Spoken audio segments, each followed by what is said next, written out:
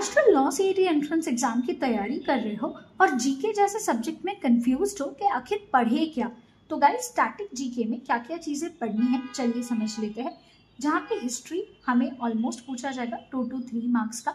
अब हिस्ट्री में 3 पार्ट्स होते हैं, that is ancient, medieval and modern.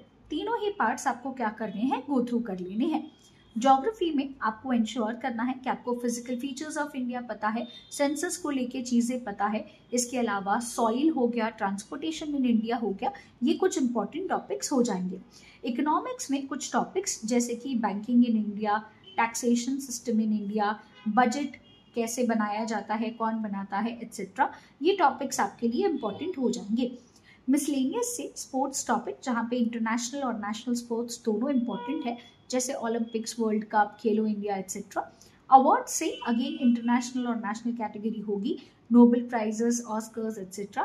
National awards में Bharat Ratna, Padma awards, Arjuna awards etcetera. ये कब से शुरू हुए, पहले विनर कौन थे, इस साल दैट इज 2025-26 में ये अवार्ड किसको मिले, या स्पोर्ट्स में कौन जीता, ये इंपॉर्टेंट हो जाएगा। इसके अलावा कुछ पॉपुलर बुक्स एंड ऑथर्स, कुछ अलग अलग कंट्रीज, उनकी करेंसीज एंड उनका कैपिटल भी याद रखना होगा। Stay tuned with be educate for more such updates.